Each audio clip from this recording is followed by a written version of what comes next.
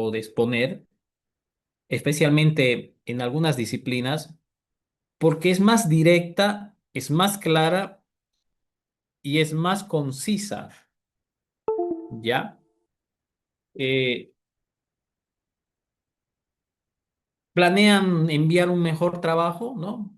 Pero es más concreto y más claro al momento de defenderlos. Y cuando hablamos en cuanto al tiempo verbal, que generalmente es un pasado simple para describir los resultados obtenidos, ¿no? Porque en realidad tú estás hablando de algo que ya se realizó, los datos mostraron, el análisis reveló, perdón, ¿no? Aquí nosotros estamos reportando lo que ya sucedió en un laboratorio, en el campo de investigación. Por eso utilizamos el pasado simple, ¿ya? Los datos mostraron, como les digo, y los resultados indicaron, ¿no? Para tener una mejor claridad. Y en concisión, elimina palabras innecesarias, ¿no? Hay que ser directo al punto, ¿no? Hay que tratar en este tema, como en un examen de grado, a veces más es poco y poco es más, ¿ya? Es muy similar a ello.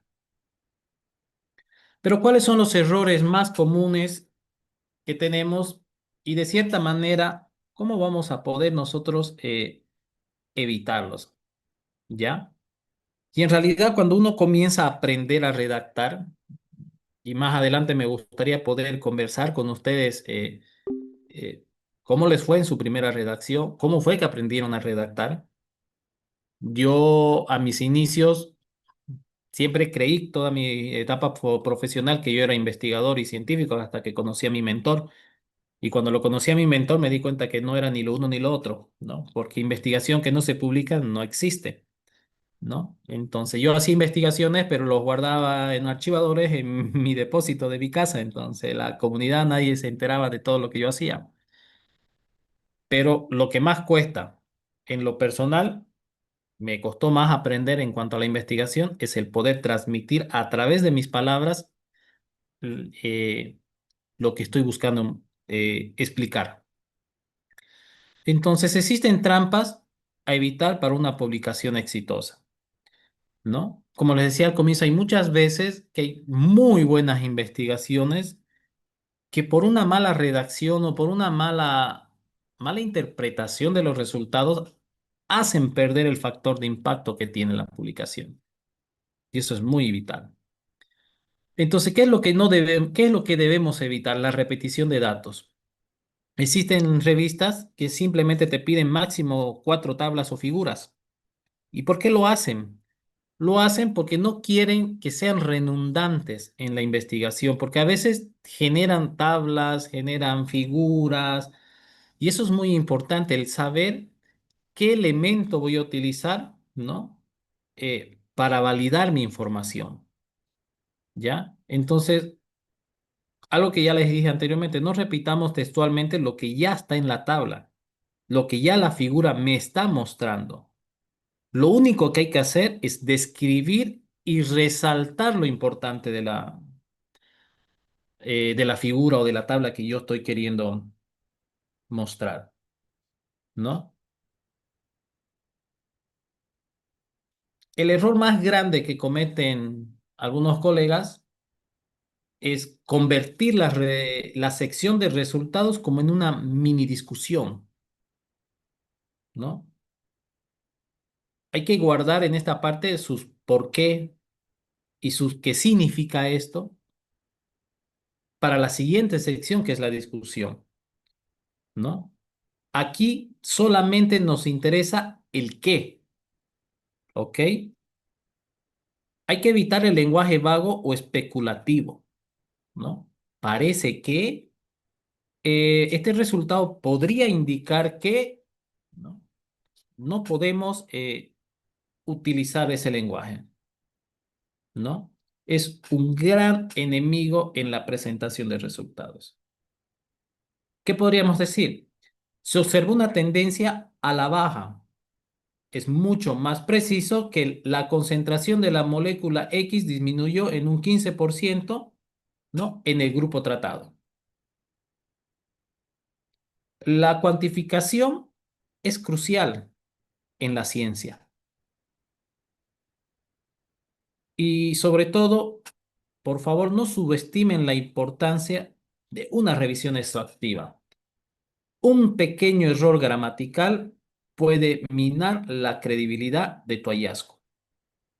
Es importante que consideren las herramientas de revisión, ¿no?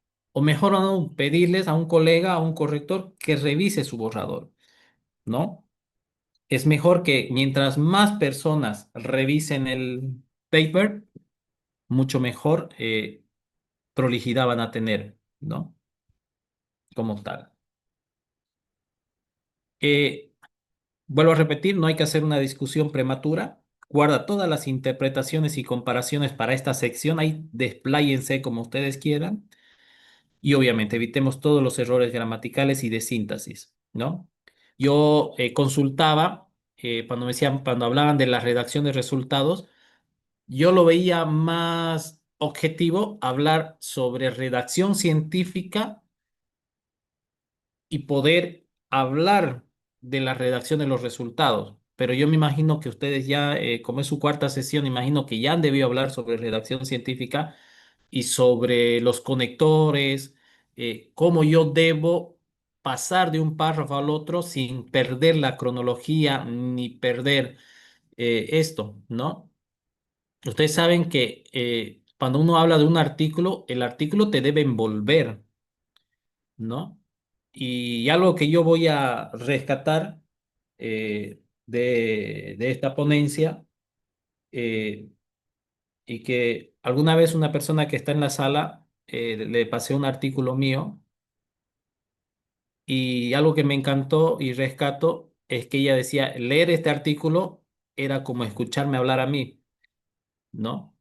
Entonces siempre traten de escribir, y lo digo porque ahora usan mucho la inteligencia artificial para ello, uno pierde la esencia de la persona. Si algo rescato de todos mis artículos, que uno puede decir qué artículo lo he redactado yo y qué artículo no lo he hecho yo o quién no participé yo en la redacción, porque simplemente nosotros como hablamos, escribimos, ¿no? Eso es algo muy importante al momento de hacer. A mí me hubiera gustado un poquito hablar un poco más sobre redacción y de estos conectores, pero me imagino, como les digo, que quizás ustedes ya lo han visto.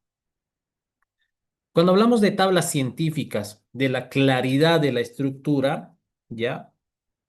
Nosotros debemos saber que las tablas son excelentes para presentar datos numéricos, precisos, comparar valores, eh, pero si nosotros utilizamos una tabla mal diseñada, puede ser un laberinto, ¿no?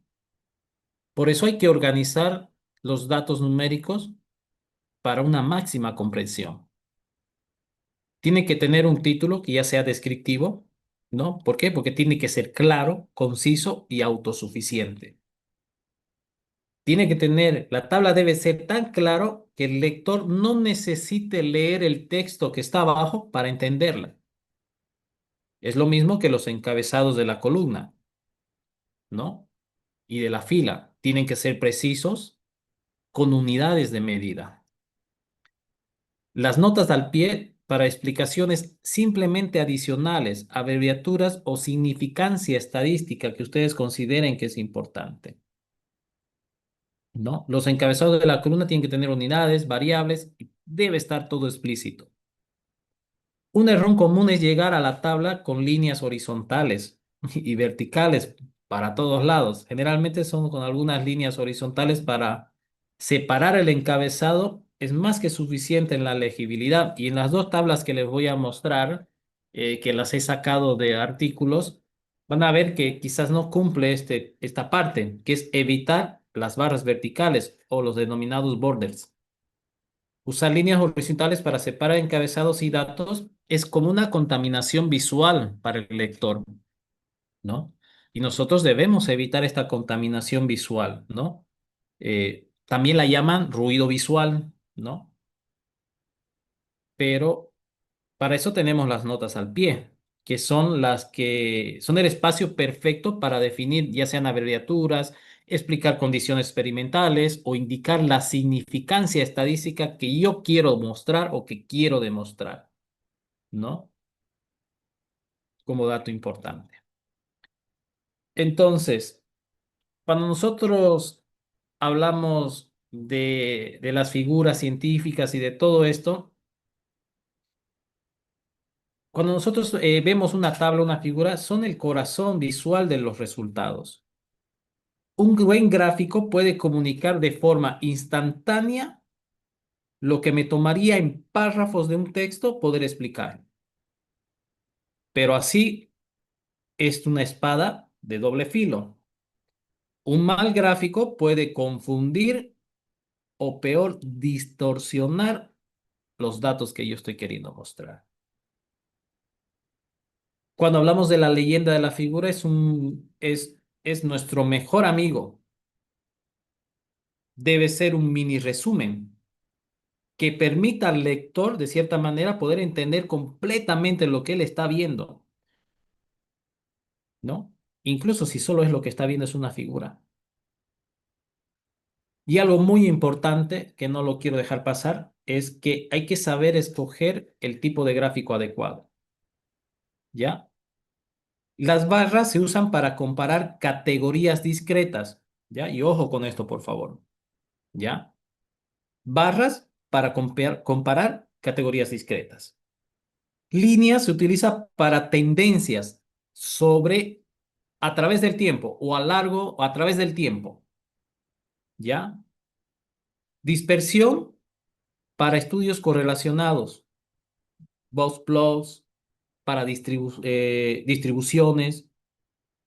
No usen un gráfico de torta si tiene más de 5 categorías. Es ilegible, ¿ya? Esto se me había pasado y no lo quiero dejar pasar, por eso no, eh, es importante y considero que al momento de los resultados, si nunca les han explicado cuándo usar qué, pues no se olviden este detalle. Simplemente, yo quiero comparar categorías, barras. Yo quiero ver tendencias a través del tiempo, líneas. Líneas de dispersión para correlaciones. Y simplemente, si yo quiero usar una torta, pues no debo tener más de 5 categorías para poder mostrar. ¿Qué es lo que podemos ver en esta tabla mal formada? Dice, esta tabla es difícil de leer y nos transmite la información de manera eficiente. Falta un encabezado claro, las unidades no están especificadas y la alineación es inconsistente, sobre todo, ¿no? Cuando presentes una tabla mal formada o tu objetivo es mostrar lo que no se debe hacer, o bueno, aquí yo les quiero mostrar lo que no se debe hacer. En esta tabla mal formateada pueden ver que es difícil de leer y entender a simple vista. Los encabezados no son claros. Dato uno, dice, no nos dicen qué tipo de información contienen. Además, no hay unidades específicas, lo que hace que los números carezcan de contexto científico preciso. Las observaciones están mezcladas y la alineación es inconsistente, lo que nos va a dificultar la comparación rápida de los datos. En un entorno científico, una tabla así podría llevar a errores de interpretación o simplemente a una pérdida de tiempo al intentar descifrar la información que nos está dando. ¿Ya? Pero acá podemos ver una tabla. En esta versión, esta tabla es un poco más legible, más profesional, ¿ya?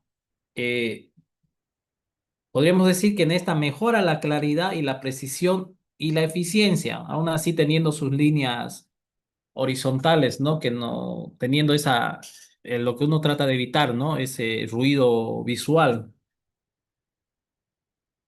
Ahora vamos a comparar con esta, que es una versión más optimizada. Eh, Esta tabla está diseñada pensando en la claridad científica. Cada columna tiene un encabezado descriptivo y preciso, como por ejemplo el parámetro X, ¿ya? Tiene un subtítulo que dice las unidades y el parámetro y da una unidad de medida que incluyen eh, más claridad. Es, es muy crucial para la reproducibilidad del estudio y la compresión de los datos. Su alineación es consistente, facilitando la comparación visual de los valores que tienen entre los datos. Las observaciones son más concisas y están bien ubicadas, ¿no? En síntesis o en resumen, esta tabla es más fácil de leer y evita ambigüedades y permite que cualquier lector que la mire pueda entender rápidamente los resultados de una manera que sea precisa, ¿ya? Este es un ejemplo de una presentación de datos que son importantes, ¿no? Eh, y por lo tanto puede ayudar a la comunidad científica a poder entenderlos de cierta manera. Ahora, ¿qué es importante? Cuando nosotros vamos a hacer la presentación, ¿no? Eh, Antes de esto me gustaría un poquito hablar cómo vamos a armar eh, las diapositivas si es que uno pretende presentar un resultado, ¿no?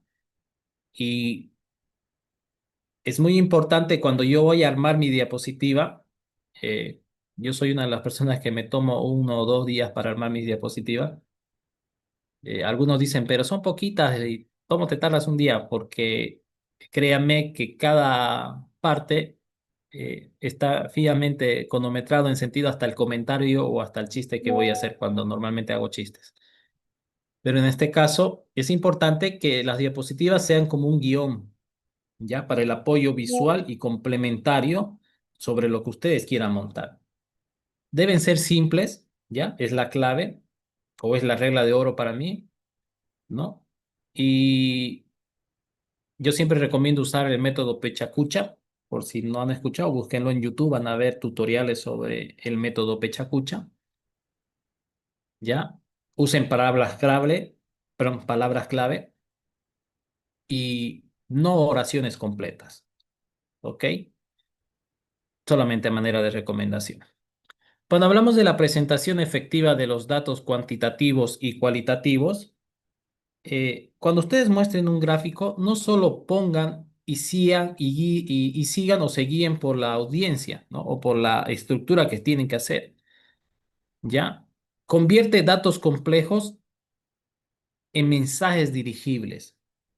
Aquí yo quiero o me interesa que ya sea para el lector o para una audiencia donde tú vas a mostrar tus resultados, ellos puedan tener la capacidad de guiar a quien lo está mirando, ¿no? Aquí en el eje X tenemos el tiempo, en el eje Y la concentración, y fíjense cómo la línea roja que representa nuestro grupo de control y la concentración se mantienen de cierta manera estable. Mientras que la línea azul, que es nuestro grupo experimental, vemos una disminución significativa a partir de la segunda hora de resultado. Entonces, eso resaltado va a ser que muestren y que tenga, y si está resaltado, va a simplificar el gráfico de la presentación. Hay que enfocarse que el mensaje sea clave. ¿Qué quieres que la audiencia recuerde de este gráfico? Hay que ser bien resaltado. ¿Qué es lo que a mí me interesa de la investigación que quede en la cabeza del lector o de quien te está escuchando? ¿Ya? Entonces, lo que quieren que la gente vea, si sus datos son muy densos o consideran simplificar el gráfico para la presentación, quizás no necesiten mostrar todos los puntos de todos los datos que tienen, sino ser los promedios y barras de error, ¿no? O minimizar la aparición de datos para explicar una tendencia más compleja paso a paso. Entonces, siempre es bueno simplificar gráficos, evita sobrecargar con demasiadas series o categorías, que es uno de los errores que cometemos. sobre todo cuando hacemos investigación o con factores asociados, a veces metemos muchos factores asociados, usa animaciones con propósito para desglosar gráficos complejos paso a paso, ¿ya? Considera que la audiencia necesita el detalle o la visión general, entonces hay que ser bien ajustado a la complejidad, ¿ya?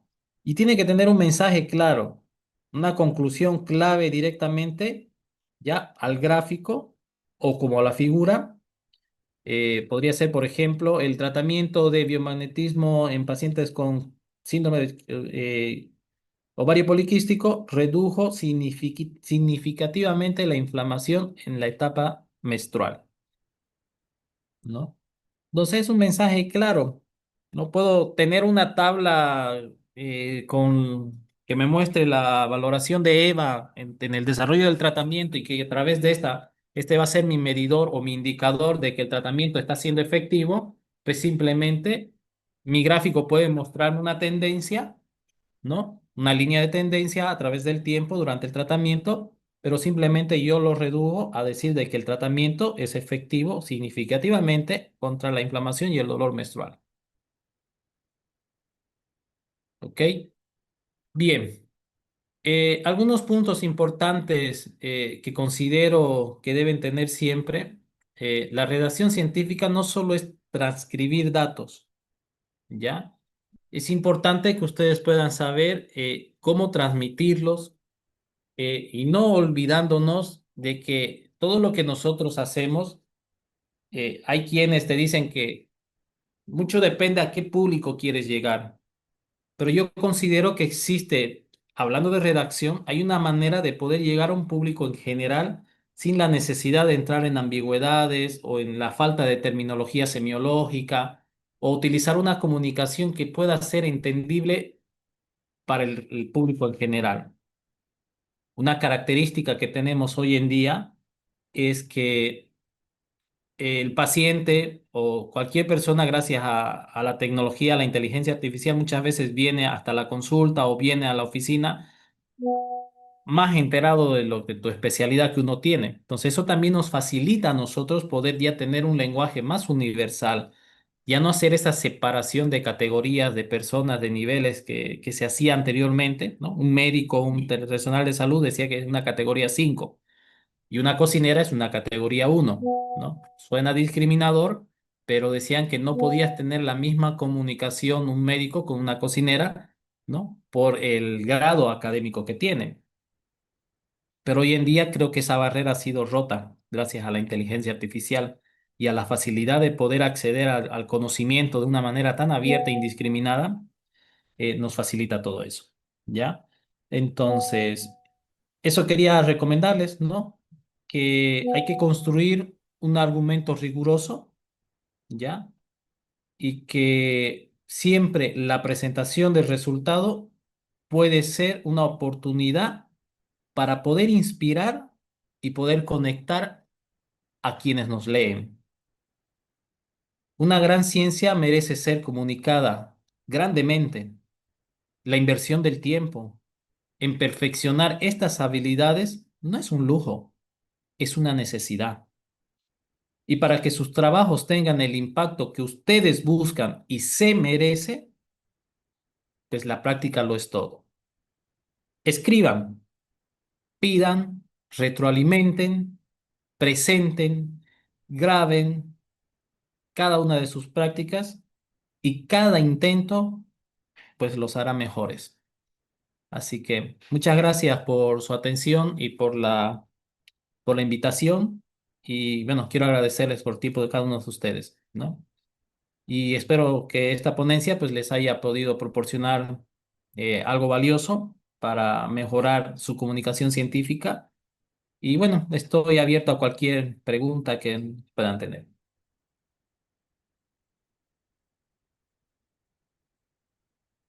Así es, doctor. Muchas gracias por su exposición tan clara y y enriquecedora. Apreciamos profundamente la forma en que abordó el tema, que es muy importante. Fue útil, sobre todo para comprender mejor cómo redactar y presentar resultados de manera efectiva. Y ahora invitamos a los asistentes a formular sus preguntas. Pueden hacerlo levantando la mano o por el chat si están en línea. Además, pueden estar llenando el formulario de asistencia que que lo vamos a mandar al chat.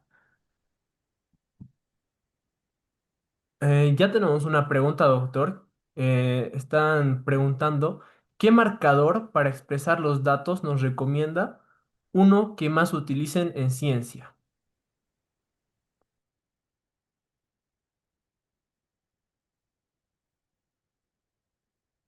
Ya, ¿puedo dejar de compartir? Ujú. Ok, ahí no sé qué dice. Ok, bien. Cuando él quiere de marcador de datos visual, perdón, No especifica la pregunta, doctor. ya. Bueno, si nosotros hablamos de herramientas de visualización de datos, ya tenemos un montón de herramientas, ¿no? Pero Python es una de ellas, que hoy actualmente se está utilizando bastante, ¿ya? Dentro de... está reemplazando, porque también cuando nosotros hablamos de herramientas visuales tenemos SPS, pero en ciencias de la salud, EpiInfo es el más indicado, ¿ya? Porque EpiInfo nos permite, tiene una herramienta de diámetro. Por ejemplo, si yo tengo mi investigación y quiero colocar el diámetro de la bóveda craneal, EpiInfo me lo permite. En cambio, validar este dato por medio de Stata o de SPS, no hay cómo hacerlo, ¿no? En cambio, EpiInfo considero que es el más indicado para la validación de datos y la visualización de datos en ciencias de la salud, particularmente.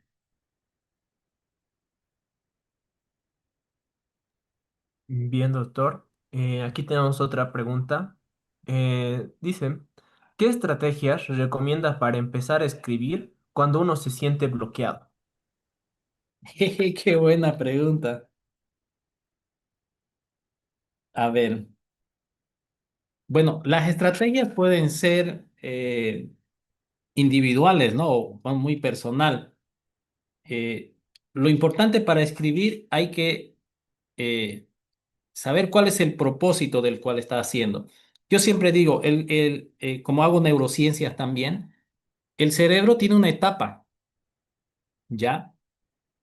El cerebro tiene siempre cuando no está con el agrado o no se siente complacido por lo que está haciendo, entra en una etapa de negación, pero eso es, es bien automático, ¿no? El cerebro entra en negación y la mejor estrategia que cuando tú estás redactando y de repente ya sientes que te aburriste, ya sientes que no te sale nada, lo mejor es dejar de hacerlo en ese momento. Es hacer un breve algo, no, yo siempre le digo hacer un efecto placebo, buscar hacer algo que te inspire, hacer algo que quizás te desenchufe un poco de eso para volver a reconectar. El poder redactar, el poder transmitir, muchas veces puede hacer que tu cerebro se sature demasiado y la parte emocional influye bastante. Bastante influye, porque uno no puede fluir, decir, si uno no está contento, si uno no está feliz, si uno está triste, créanme que no puede fluir y uno se bloquea, aunque uno no quiera, y la concentración es bastante. Para mí la mejor estrategia es, si te bloqueaste, es dejar de hacerlo en ese momento. Hacer otra actividad que te enriquezca, que tú sientas que te alimenta a ti. Yo lo llamo efecto placebo, sinceramente. Un ejemplo, si yo me bloqueo, voy y me compro helado de menta con chocolate. Y lo disfruto tanto el helado de menta con chocolate que cuando vuelvo a sentarme, pues ya tengo mis niveles de cortisol dentro de lo normal, ya bajé mis niveles de cortisol y puedo fluir de cierta manera. El peor error de un redactor es querer forzar a hacer algo que quizás ya te has cansado, ¿no? El que seguir haciéndolo y querer terminarlo porque lo quiero terminar. No. Por eso hay que tomarse su tiempo. El ambiente, cuando tú estás redactando, tienes que tener una música tenue, agradable, ¿no? Eso considero muy importante yo. Bien, doctor. Muchas gracias. Ahora tenemos otra pregunta. ¿La voz pasiva es más recomendable al momento de exponer los resultados a comparación de la voz activa?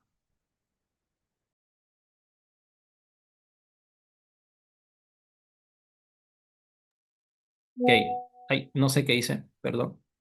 Ya, ahora sí. Eh, Bien. Bueno, ¿me repito. repiten la pregunta, por favor? Claro que sí. La voz pasiva es más recomendable al momento de exponer los resultados a comparación de la voz activa. No, la voz activa. La voz pasiva es la que se recomendaba muy antiguamente, ¿no? En cambio, ahora la voz activa es la que se recomienda más al momento de representarlos. Cuando yo estoy en una ponencia, la voz activa va a hacer que de cierta manera el público no se duerma, ¿no? Aquí hay que tener una relación muy importante, ¿no? Y la verdad no pude, siempre estuve entre esa disyuntiva de que si ustedes querían aprender cómo se los redactan los resultados o si también les interesaba saber cómo los voy a presentar. Y eso va desde cómo yo preparo mi diapositiva. Y lo importante es el color de la diapositiva. ¿Se dieron cuenta qué color era mi diapositiva? Era blanca, ¿no? Entonces, si yo utilizo un color, la neurociencia nos dice hay ciertos colores que hacen desactivar áreas de concentración, ¿no? Entonces, el color blanco y el color rojo son alerta para el cerebro y de cierta manera permite que el estudiante pueda reseccionar mejor la información que se le está dando y de cierta manera, cuando le da un cierto efecto, ya sea de cursiva o también el qué tipo de letra utilizo. Usar un Tiny Roman en una presentación de diapositiva es el peor error del mundo, porque lo único que va a hacer es que el estudiante se duerma. Lo va a invitar, como hago hipnosis, ustedes saben dentro de mí. Entonces, son pequeños detalles que hacen. Cuando yo quiero, si esto fuera una ponencia de hipnosis, hubiera puesto puro Tiny Roman para que se duerman todingo y para que yo haga la inducción de esta manera fácil, sin esforzarme demasiado, ¿no? Entonces, el cerebro interpreta, ¿no? Y es algo muy importante que no lo coloqué y se me pasó, la verdad, es el lenguaje corporal que tú utilizas al momento de expresar la información que tú estás dando. El lenguaje corporal significa el 80% de la comunicación. El hablado solamente representa un 5%, ¿no? Entonces, mucho de lo que vos hables, el cerebro no asimila, más asimila cómo tú presentas estos resultados y con una voz activa. Te voy a dar ejemplos de voz, ¿ya? Chicos, ¿ustedes han tenido algún docente que les irrite la voz de su clase y diga solamente lo escucho y Dios mío, no puedo? Ejemplo. Muy buenos días, estudiantes. Hoy vamos a proceder a hacer. O sea, el tono de su voz y es irritante. Entonces, una voz activa es una voz diafragmática. La voz que yo estoy utilizando ahorita es voz diafragmática. Si ustedes alguna vez charlan conmigo o se tienen la oportunidad de venir a charlar conmigo a mi oficina, van a ver que no es el mismo tono de mi voz, sino que mi voz tiene una frecuencia que está adecuada para que la información y la retención de la información que yo estoy dando sea asimilado por su cerebro. Entonces, esa es una voz activa. Es la mejor, pero hay que cuidar siempre en la voz activa el parafraseo que yo utilizo para demostrar mi resultado, sin perder la esencia de lo que yo quiero mostrar.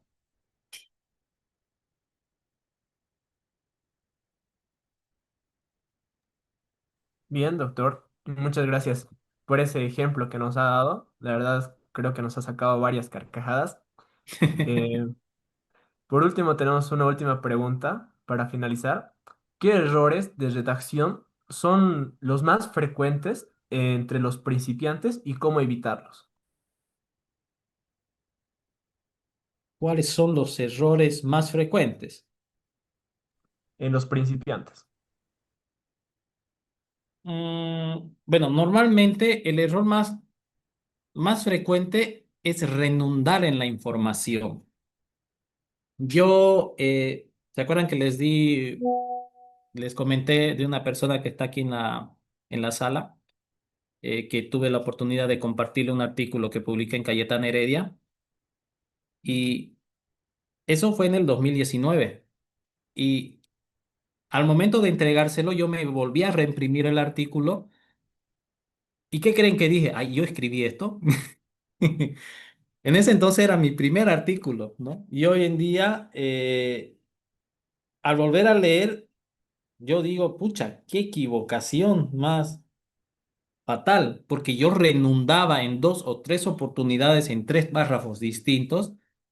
Yo volvía a renombrar la técnica. Entonces, el peor error es redactar pensando, pienso yo. No sé cómo explicarles esta parte, ¿no? Uno de los grandes errores sí es la ortografía y la gramática, ténganlo por seguro, ¿no? Quien les habla tuvo que aprender en la universidad, o bueno, ya en profesional, lo que no aprendí en colegio, ¿no? Porque no era mi materia favorita lenguaje, pero tuve que hacer cursos de gramática, cursos de oratoria, cursos de ortografía, porque es muy importante y son, la falta de ortografía, ¿no? Es importante. Tuvo que cambiar en mi forma de hablar, porque vuelvo a repetir, como hablas, escribes. Entonces, muy importante que las jergas, ¿saben qué es una jerga, no ven? ¿Sí? ¿Saben qué es una jerga? ¿Alguien me puede dar una jerga Canva, por ejemplo? El ay. El ay, pues, ¿no ves? Entonces yo no puedo escribir el ay, el resultado de la sustancia X salió negativango, ¿no? Entonces, y créanme, hay muchos artículos porque para cuando yo pido que se postulen a ser becarios, yo les obligo a hacer un ensayo personal. Yo quiero que ellos, para saber cómo escriben, y yo a través de sus letras puedo conocerlos, aparte de su cuerpo, ¿no? Del lenguaje corporal, ¿no? Entonces, otro error es tener párrafos largos y muy complejos, ¿no? Demasiada información de golpe. A veces uno se emociona cuando está escribiendo, ¿no? No es pues un poema de amor, ¿no? Ahí quieren emocionense cuando uno escribe un poema, ¿no? Pero cuando estamos hablando de redacción científica, el texto es un muro, ¿no? Que puede intimidar y cansar al lector. Entonces tienen que ser oraciones excesivamente concretas, ni no largas, y párrafos sin división ni temática, ¿no? Que esos son otro de los errores que cometemos al comienzo. Y hablando así de propiamente y haciéndome mi autocrítica, porque eso es lo que estoy haciendo para poder explicar su respuesta, es caer en ambigüedades, ¿no? Y en la falta de claridad, ¿no?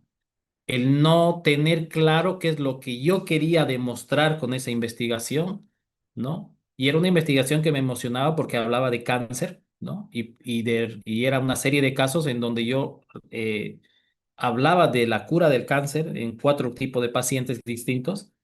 Entonces, al momento de redactar, mezclé la emoción y me olvidé de la evidencia científica, ¿no? Y algo que uno nunca debe hacer en una redacción es darlo por hecho, ¿no? O decir qué es el resultado concreto de lo que vos estás haciendo, porque puede que otra investigación o una carta al editor te termine destruyendo lo que tú has hecho.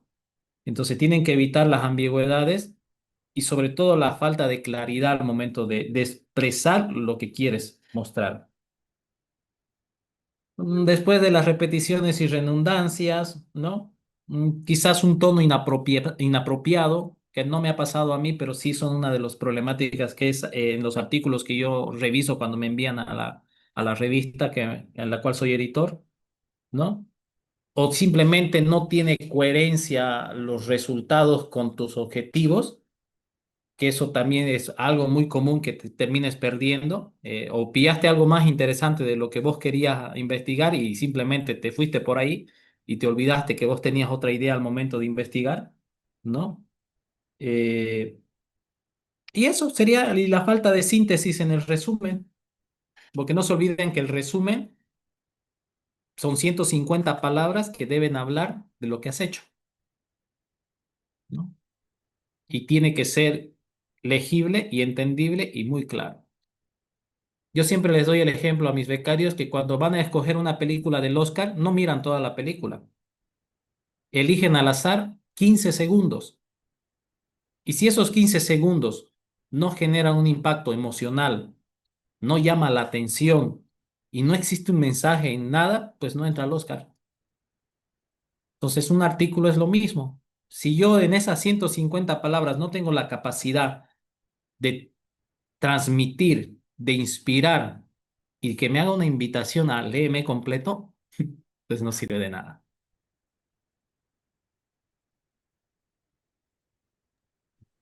Bien, doctor. Muchas gracias nuevamente. Damos por finalizado esta maravillosa ponencia que ha dado. Ha respondido a la mayoría de nuestras dudas y ha dado un aporte valioso para todos nosotros. Agradecemos también a todos por la participación en la reunión de hoy y les recordamos que la próxima semana será nuestra última sesión, así que les animamos a no faltar. También los invitamos a estar atentos a nuestras redes sociales, donde estaremos publicando información sobre los próximos cursos y actividades que estamos preparando y esperamos contar con su participación en futuras oportunidades, no solo de los participantes, sino también de usted, doctor, que ha dado muy buena ponencia en este tema que es muy importante y crucial para presentar nuestros artículos. Muchas gracias y que tengan un excelente día. Muchas gracias a ustedes y buen fin de semana.